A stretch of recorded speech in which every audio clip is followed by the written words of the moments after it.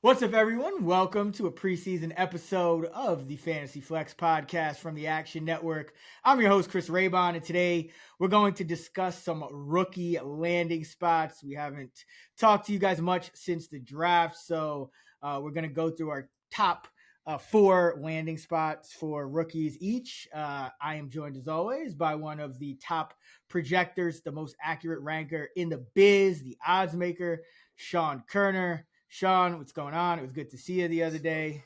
How you doing? Yeah, good. Hope you're enjoying your off season as much as I am. But yeah, it was nice to finally see you and excited to talk about rookies. We hadn't even talked about the draft since it happened, but a lot of fun landing spots, a lot of landing spots I didn't like, but looking forward to discussing. Yeah, so on this episode, we're going to talk, we'll give four guys each that we like their landing spot, and then we'll drop another episode where we'll talk about four guys each that we don't like. So by that time, we'll have discussed quite a few of these rookies here. Before we jump into it, just a quick note, we've done some housekeeping over at Action Network, and Action's Fantasy Labs brand is now our home for best ball and season-long fantasy football content. So if you're looking for fantasy articles, rankings, content, all that good stuff from Sean and myself, be sure to head over to fantasylabs.com. That's fantasylabs.com for all Sean and my fantasy content. All right, let's jump right in here to our favorite rookie landing spots. I'll let you go first. Where are you going? I'm going to kick it off with McConkey, who ended up on the Chargers in the second round. Talented wide receiver out of Georgia. With the Chargers losing so many targets with Austin Eckler, Keenan Allen, and Mike Williams on new teams, just essentially any wide receiver that ended up on the Chargers was going to be a great landing spot. McConkey is a great fit too. He can line up in the slot, so he could take up a lot of those available targets left behind by Keenan Allen, but he's also capable of lining up outside as well. So, he could be the number one target for the Chargers out of the gate. He's attached to a very good quarterback in Justin Herbert. So I just thought this was an excellent landing spot for McConkey. He's my wide receiver 45. He's being drafted around wide receiver 39, which I think is okay. I think he has the upside. He has a very high floor and a high ceiling as a rookie. So I'm okay drafting him inside the top 40, but I was just in love with this landing spot for McConkey. Yeah, and I've been following the Charger training camp. He's been getting first-team reps already, both inside and outside. So the role we kind of have projected for him, because he's going to need to be, a first-team player to hit that ADP, whether it's 39 or 45 or whatever it is. But he is getting those reps inside and outside. I think the only thing I'm like a little bit scared of is the Greg Roman effect, right? Like because like Justin Herbert's always been one of the highest volume quarterbacks in the league. Do you think that carries over somewhat and they kind of meet in the middle? Or do you think it's a true lower volume Greg Roman offense? Or where are you, I guess my question, where are you just like at this point in the offseason kind of projecting the Charger pass attempts? Because I think that's a really important question. Yeah. I'm not projecting Herbert, throwing more than 270 yards a game. I have it closer to like 245. Okay. But I think the case is just, who the hell is he going to throw to? I mean, I've always been a big Josh Palmer fan, but he's not really a number one wide receiver. Quentin Johnson really struggled as a rookie. I'm very concerned about him. So I just think that McConkey is going to take up, a pretty big portion of that pie, albeit it will be lower. Again, like 245 passing yards a game for Herbert seems low, but I'm in agreement with you. I think it is going to be more of a run-heavy offense. I mean, they have both Ravens running backs and Dobbins and Gus Edwards. So, I mean, they're going to be much more run-heavy. But in this case, there's just so many available targets. I don't think it really hurts McConkey at all. But, yeah, I think Herbert will definitely take a step back just because he lost so much talent around him. So all of this is positive for McConkey. But for Justin Herbert and the passing offense as a whole, certainly going to take a step back this year. Yeah, and when you're looking for wide receiver value outside of the, obvious guys, probably that top 30, top 36 guy, those top 36 guys, what you're looking for is a kind of like a guaranteed role, like a floor, and then a path to be, a top target on the team. And I think McConkey does kind of satisfy both of those things. Because like you said, Joshua Palmer, even if he starts the season maybe drawing more targets, he's by no means locked in as like a surefire number one wide receiver. And then Quentin Johnson, I'm sure they would like that to happen, but this is a new regime. Like they might just look at his tape last year and say, to hell with it. I mean, they did spend a pretty high draft capital on McConkey. So that already is bad news for Quentin Johnston as it is. Yeah. So, I like him as well. I'm kind of mad best ball drafters are so sharp with these rookies. Like all these, like, it's like, I'm like trying to find rookie wide receiver value. And it's like, Jesus, everyone's just most going rookies, at their ceilings. Yeah. Most rookies get drafted way too high this time of year. And then it does cool off. It's just after the draft, everyone's all excited to get rookies that their ADPs are inflated. Yeah, speaking of inflated ADP, it's a good segue.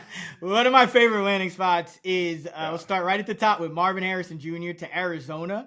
And the reason I like this is because I do prefer him to go to a team like Arizona over a team like the Chargers, just because I think there's more pass volume going to be there. And then also because he could have gone to a team like the Giants, who just don't have as good of a quarterback. So I think you have kind of a decent compromise here with a pretty decent quarterback in Kyler Murray. Yeah, you're probably going to have a very bad defense yet again. They were dead last in DVOA last year. That should equate to lots of negative game script, lots of passing.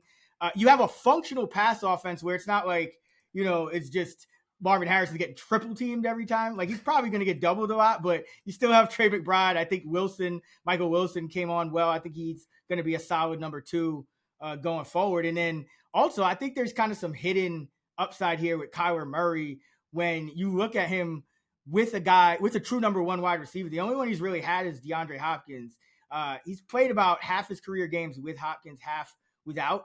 And with Hopkins, he averages 7.7 yards an attempt, 1.7 touchdowns a game. Without Hopkins, 6.6 yards an attempt and just 1.2 touchdowns a game. So I think you're going to see a more efficient Murray, which means, more passing pie to go around and to, Harrison, I think right away you project him for a pretty big target share of that offense. So like the landing spot, like the fact that it's a bad defense and a last place team, but you still have a functional quarterback and a functional pass offense. And Kyler Murray, and now he has a full off season in this offense, year 2, more continuity. He was hurt last year. So I think, I like the landing spot not only for Harrison, but I think it helps Kyler Murray a lot as well. And I think Kyler Murray, he's a bigger threat to reach his ceiling than he would be if they had gone a different direction. And like a guy like, Anthony Richardson in a lot of drafts goes ahead of Kyler Murray. I think Murray has just as much, if not more, upside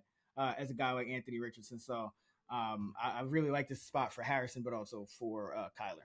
Yeah, I agree. And, we knew for a while that Harrison was probably going to end up in Arizona, but I agree that it's huge for Kyler as well. I mean, Trey McBride's going to be even better this year, and I like Michael Wilson as their number 2 receiver as well. I think they have a pretty good pass catching course. They brought in Zay Jones, so this is all good news for Kyler Murray. But once again, ADP is pretty sharp. They have Kyler QB8, which makes sense. I think he should be in the top 10, but I would not be shocked if Kyler has a top 5 season because it's all coming together for him.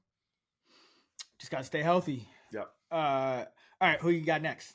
It's another wide receiver. Brian Thomas Jr. Ended up going to the Jaguars in the first round. He's out of LSU.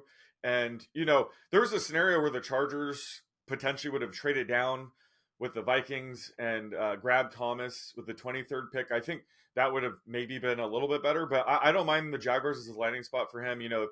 They have Christian Kirk, Evan Ingram will likely be the top 2 targets, but I think Thomas could be the number 3 target ahead of Gabe Davis. I don't think that Gabe Davis is really a threat to Thomas Jr. necessarily. So, Thomas has the skill set to become a true number 1 wide receiver.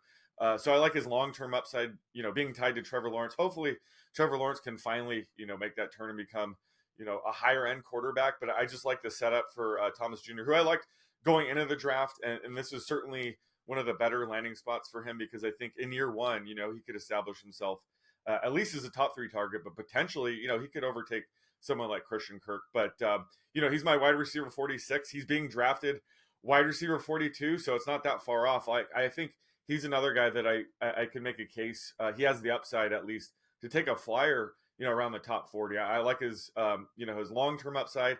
And I think this landing spot does give him a shot to have a, solid rookie season. Yeah, he's another one of those guys with an outside shot to even be like his team's number one target. Like it's probably going to be Christian Kirk, but Evan Ingram is a high volume guy. Yeah. But there's a shot because I think especially with the release of Zay Jones, I think it kind of telegraphs what their intentions are, which is to give him one of those outside starting spots, essentially Ridley's, kind of that spot. And then Gabe Davis, I think Gabe Davis will be, I've been drafting a lot of Gabe Davis as well, just because their ADPs have diverged so much that, I think we learned to follow the money too with the Jags. Remember when everyone was kind of chiding them for giving all that money to Christian Kirk, and then they've been using him, and he's been a top fantasy receiver. So I'm not down on Gabe Davis because of Thomas, but I do agree. I think the Jaguars, we know what they do. They remember when they had, I think it was Zay, Kirk, and Marvin Jones that first year, 2 years ago, and then like those guys were all on the field like 90% of the time plus. So I think that's kind of what you're going to see with this Jags offense if they can swing it. Like you're just going to see the top three receivers hardly ever coming off the field. I think they're going to run a lot of 1-1 personnel or even more than they have been in the past. And I think Thomas has a path to a very good, top 36, maybe even top 24 season if all things break right. Yeah, and Gabe Davis is the perfect best ball guy because you don't need to figure out when he's going to have his spiked week. So his ADP's, wide receiver 62, absolutely target him there. And, Brian Thomas Jr. is similar where, he's an excellent, deep threat, could be a red zone target. Mm-hmm. So even if he's inconsistent, he does possess those two traits that help in best ball where he's going to have those spiked weeks, maybe similar to Gabe where we don't really know when those are going to come. But that's why, for best ball, Brian Thomas Jr. Could be, really good rookie. Yeah, I mean, I think the key is the release of Jones because without that, now you're looking at like Zay Jones always seems to be the thorn in somebody's side. Like he's always seems to outplay expectations. Yeah, and he may have caused Thomas to start the year on the bench or as the number 4 or something like that. Especially with all the money they gave Gabe. But with him gone, I think Thomas is kind of almost certainly locked into a starting spot. Next for me is a guy not necessarily locked into a starting spot, but in terms of just pure landing spot, I think Keon Coleman to Buffalo is a great spot because he's going to have a chance to be their number 1 receiver. Now, will he take advantage of it? That's yet to be seen. But if you look at the depth chart, you're talking about Curtis Samuel, Khalil Shakir, Valdez Scantling, Mac Hollins, Chase Claypool, Justin Shorter, Andy Isabella, KJ Hamler. I mean, a guy who was drafted with the 33rd overall pick definitely has a chance to beat those guys. Now, a lot of people looking at his 40 time and saying that he's not fast enough. But if you watch him play, I think he plays a lot faster than that. I think he had a really good 10-yard shuttle. So I think he plays faster than that 40. I think Buffalo drafted him with the hopes that he can be a number 1 wide receiver because if you just look at the depth chart, I mean, who else are you really looking at to fill that role? I mean, I think Samuel could continue kind of doing what he's been doing at Washington. Shakir can kind of take a step forward and be a little bit more of a higher volume guy. But if you're talking about a true number 1 receiver, I think Coleman's still your best bet. So the opportunity is there. He played 70% out wide, 30% in the slot last season at Florida State. 658 yards, 11 scores, but he did have a 40% dominator rating, which means 40% of their receiving yards and touchdowns combined. So I'm intrigued. I think there's like this could go a lot of different ways with all these veterans here, but just based on pure landing spot, you have a chance to be Josh Allen's number 1 receiver. Maybe number 2 target because Kincaid could still out target whoever their number 1 receiver is. But anytime you have a chance to be Josh Allen's number 1 receiver, and he's going a pretty reasonable ADP, it's around like wide receiver 60. I'll take a shot on that all day. Yeah, I think I would say Kincaid's the heavy favorite to be the number 1 target. I could even see James Cook being the number 2 target. It's wide open, right? Who's going to be the top receiver? And Keon Coleman is certainly in that discussion.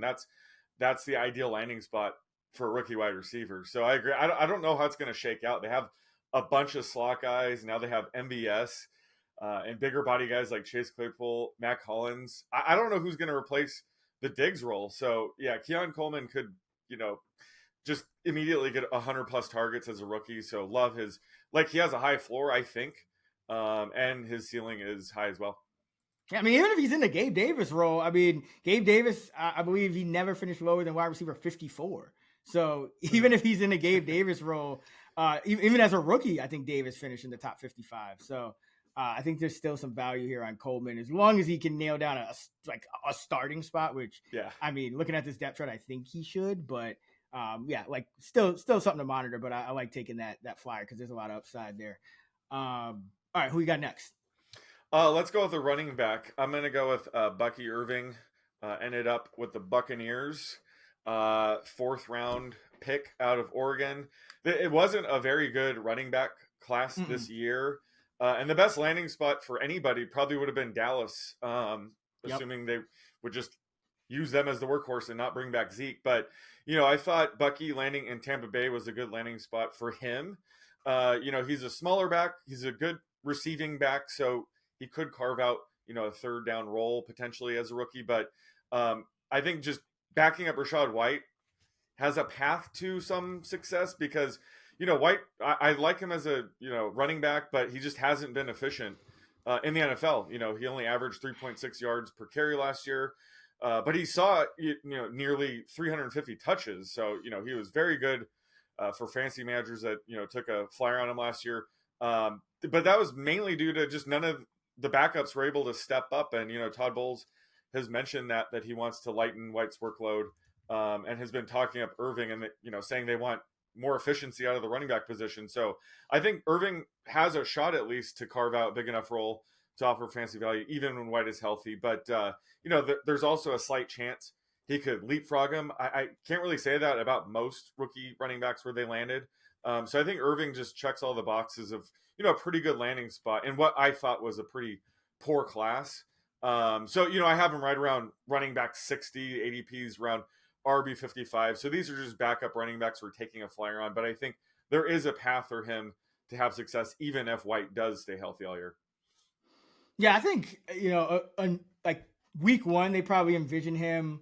I think they would love it if he would, win that Chase Edmonds role from last year. But you kind of hit on it. White had 350 touches. Running backs usually don't play a full complement of games the year after touching the ball like that. And Rachaad White's not Derrick Henry. So right. I think there's a pretty solid chance that White gets hurt this year. So if Irving is able to win that number 2 job over Chase Edmonds, then it gets really interesting. Because then, where would he be in like your running back upside rank? Because do you think him and somebody else still form a committee, or do you think if he was a number 2, would he just get like the full like featured workload, or what do you think would happen? Yeah, I think if White were out a couple games, I think Irving could see 20+ touches a game. He's not that type of back who can do that over 5+ games.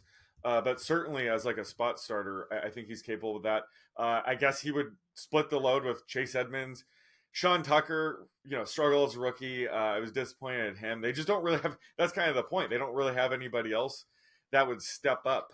Maybe in a situation like that where White misses extended time, they bring in a vet. But I just think that just based on the metrics and what Bowles has been saying, they just haven't been that pleased with White. They just haven't had a reason to give touches to anyone else. Chase Edmonds barely stepped up last year when he was healthy. So I think they're just welcoming, the potential of more of a split backfield than I think most people are realizing. So I think there's a reason they took Irving in the 4th round. I think they really do want more of a committee than last year. Yeah, that is a good point though. They could sign somebody, I guess, if White went down. Because I'm looking at Irving now. He had 2 career games of 20 or more carries. So yeah, they probably would hesitate to give him a full workload, but he would probably have to be kind of like one of those like Rico Dowdle, 1B kind of guys who pops off in that offense.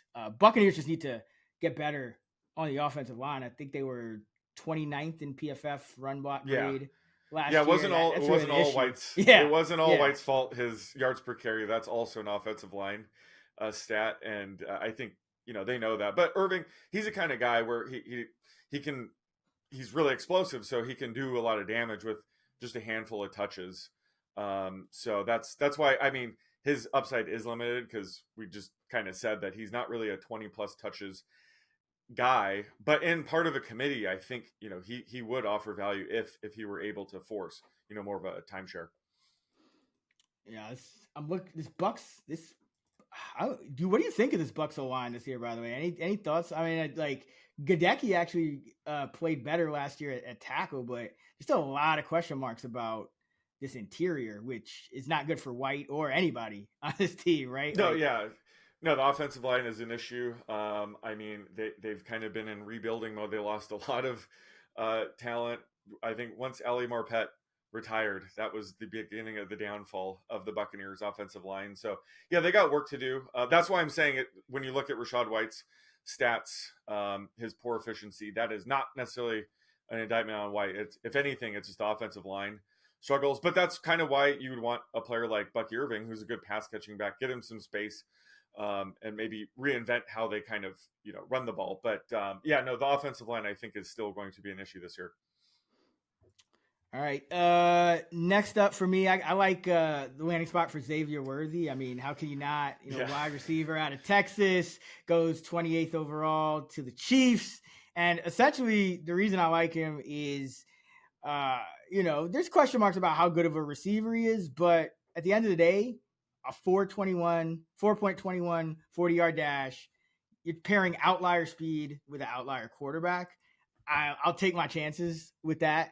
I think that's a really cool pairing, especially when you have a guy like Andy Reid who's going to be able to scheme some things up and maybe use Worthy the way he was trying to use guys like Kadarius Toney and Mecole Hardman in the short area as well. And Worthy can also go and get it down the field. He can play inside, outside, 60-40 wide slot.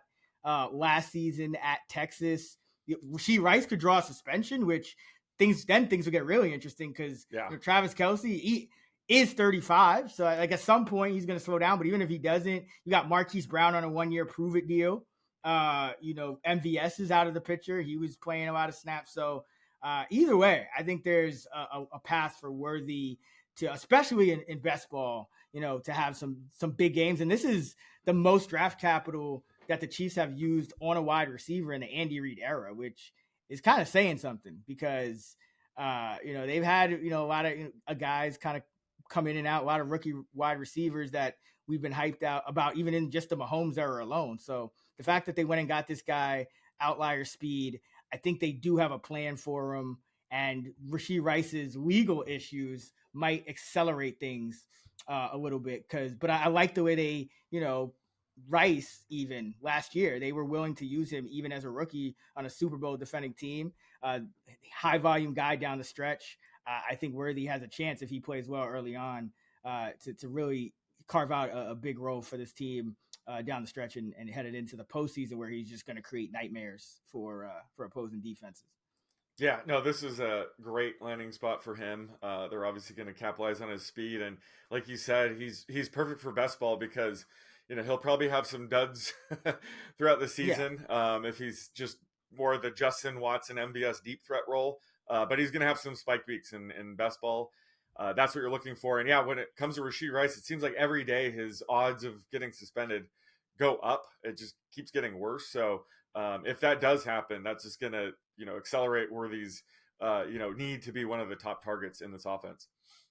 Man, I remember people were drafting Kadarius Toney like inside the top 50 last year. This time last year, yeah. Worthy's probably going to be what people wanted Toney to be, at least to start, like kind of like a guy who he probably won't play a ton, like a high percentage of snaps early, but his target rate when he's on the field will probably be pretty high. And then, if he can carve out more of a every down or, regular role, then things will start to really take off. But I don't think there's a better landing spot for a guy like this than Kansas City.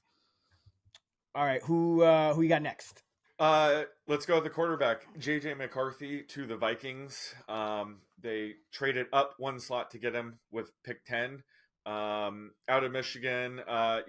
He's probably going to be more of like a game manager. I think like an Alex Smith comp for him makes sense. So he's, going to be only as good as his supporting cast. So I think the landing spot for him was critical. There was a chance the Patriots were going to take him at number 3. Would not like that landing spot. He'd be throwing to, Demario Douglas and Hunter Henry and whoever the hell else they have in the wide receiver room now. But now he gets Justin Jefferson, Jordan Addison, and TJ Hawkinson to throw to as a rookie. There's a chance that he does open up the season as a backup. They have odds up for, who's going to be the week 1 starter. He's only plus 122. So Sam Darnold's, the slight favorite. But I think that if he doesn't begin the season as a starter, it'll just be a, couple weeks, I think, until he takes over. They're going to want to see what he has as a rookie. Just this is a situation where, he probably should be drafted, in that QB 25 to, 30 range. Just given just his surrounding talent, he does have some upside, but I thought this was a really good landing spot for McCarthy specifically. Yeah, I mean, anytime you're throwing at Justin Jefferson, Jordan Addison, I mean, Hawkinson, we'll see if when his timeline is, but just those two guys alone, I mean, that's a great spot for a rookie quarterback. And I think O'Connell's a very good offensive coach as well. One of my favorite questions for you this time of year, we don't have the micro breakdowns of every quarter of, quarterbacks, each training camp rep and his completions and his incompletions and all that stuff. But just right now, at this point in the offseason, what is your projected split for game started, like for McCarthy versus Darnold?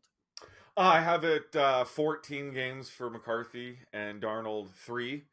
So I do think that Darnold will probably begin the season as a starting quarterback, and the likely scenario is McCarthy takes over in week 2 or 3. But we'll see what happens during training camp and everything. I still think there's a shot that McCarthy will start week 1, but right now I'm playing it safe, 14-3 in favor of McCarthy. How about you? Yeah, I have about 13-4, like same in that range. Okay, like there's definitely some question marks at this point, but if McCarthy plays well, I'll increase him. I think that after week 2 is interesting because week 1, I mean, like, Vikings are at the Giants. Like, if Sam Darnold can't hold the job through week, well, I mean, right. I shouldn't say that because the Giants, I mean, now we got Brian Burns, so I mean, we got a pretty scary D line, but still, week 2 though, they play San Francisco. Like, they could get destroyed. Darnold could get destroyed by the Niners, and the Vikings lose like 44-7 or something. And then they're like, all right, might as well make the switch. But they also have a week, an early bye, a week 6 bye, which is why I'm being a little conservative because they're also, if for some reason Darnold does start the year, they might let him, go through the bye and then make the switch. That's a good point. I could see that. And I think when it comes to these QBs in this range, where we're not projecting these quarterbacks to play as many games as possible as long as they're healthy. Is like comparing the Raiders, Gardner Minshew and Aiden O'Connell. I don't know how many games either quarterback's going to start, but like McCarthy, I think it's safe to say the second half of the season, you would expect him to be starting. When it comes to Minshew or O'Connell, I have no idea. So I'd rather target somebody like McCarthy, where I'm more confident that he will be starting in the second half of the season, because that's when your other quarterback might have a bye or might be missing time. So I think it's important to think of that context of if you're not projecting him to start every game, like how do you envision the second half going? If it's still murky, then I would go with the player like McCarthy. That I'm pretty confident he'll be starting the second half of the season. If that makes sense. Yeah, screw the Raiders. Like, I don't even want to think about the Raiders. Yeah, that's a bad example. They have 2 quarterbacks that, like, I have to project for like the equal number of starts. They have 2 tight ends that. They thought that Penix was going to make it to them at 13. I don't know how they wouldn't. Yeah, no one saw what the Falcons did come in. So I can't blame the Raiders for what happened there, but I think they were planning on Penix being the starting quarterback this year. Yeah, no, I don't like Raiders played the board probably the way they should have. It's just, I mean, for fantasy, it's not fun to project them. Is what I'm saying. But no, I mean, going back to McCarthy, I feel like every Vikings quarterback last year had fantasy value at some point. Like Josh Dobbs had some big games. Cousins, obviously. Who was it? Jaron Hall. Like in like his like that was a disaster. I mean, if you extrapolate his one quarter of out, I think he would have even had a good game. And then there was Nick Mullins had a couple of monster games. So it's like at this point, I feel like if you're throwing a Jefferson and Addison, and like you said, Hockenson too at some point, it's hard to be too bad. So it's really just a matter of how quickly can McCarthy get this job, because if he does, I think he'll have some situational upside depending on the matchup. Like not every matchup, but if he's playing Detroit indoors, like give me some JJ McCarthy. And I think let's see, the tough part of their schedule is early on after that Giants game versus San Francisco, versus Houston, at Green Bay, versus the Jets, then a bye. And then they come out to bye Detroit indoors, at the Rams indoors, against the Colts indoors, at Jacksonville, warm weather, at Tennessee, easy, at Chicago, probably easy, versus Arizona, easy, versus Atlanta, probably indoors and easy, versus like that second half of the schedule sets up really well for some nice passing conditions and some potential shootouts. So I think McCarthy has some nice upside, nice landing spot for him. Speaking of the Rams, I'm gonna close it out with a guy who, like you mentioned, there's this running back class not the greatest. Didn't love most of the landing spots for these running backs because there just wasn't a lot of great running back landing spots. So you kind of got to squint a little bit to see it. But I do like Blake Corum to the Rams. And the reason why is, at first you look and you say, okay, Kyron Williams, he was getting like 20 plus carries every game. He's playing almost all the snaps. Why would you like Corum to the Rams? Well, for precisely that reason, because Kyron Williams is 5'9", 195 pounds. He missed 12 games over the past 2 years. And the Rams were 5th in the league in running back rushing attempts last year at 414. So spending a 3rd round pick on Corum, who's also kind of like a smaller back. He's a little bigger than Williams, but can also play all 3 downs. I think that, Corum can play himself into a role and kind of take some of the burden off Williams, but Williams is also, I think, a pretty big injury risk. And to that point, he's already out a month with a foot issue in OTA. So he's going to miss the next month. That gives Corum, some chances to get more first team reps, more reps with the starting unit. And, McVay over the last year in particular, transitioned more from like his zone scheme to more of a gap scheme. And he was 62% gap last year. Corum at Michigan, 66% gap. So I think he fits what the Rams are trying to do.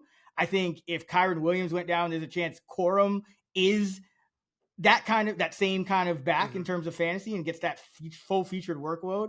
And I think even if not, there's still a lot more carries than people realize to go around for a pretty good Ram offense.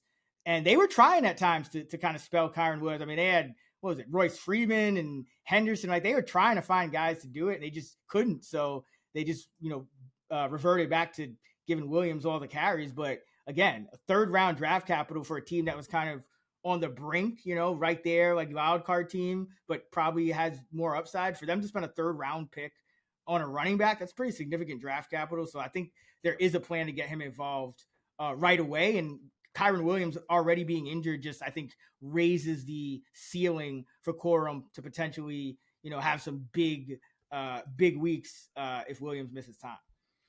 Yeah, I was a fan of this landing spot as well. Obviously, if he ended up in Dallas, that would have been the ideal landing spot. Yeah, but I agree. For everyone. Like, Kyron Williams, I was high on him as a rookie, but I didn't envision him being a 20-plus touches game kind of guy. He was like a James White type of guy where, I thought he was going to be a really good pass catching back. So, yeah, I don't think he can withstand like a full season taking 20-plus touches. So they drafted Corum, knowing that. And I think he's going to have a bigger role than people realize, even when Kyron is healthy. And like you just mentioned, he's dealing with a foot injury now. So I think that's, good news for Corum's stock as a rookie. But, long term, I think this is, a good landing spot for Corum.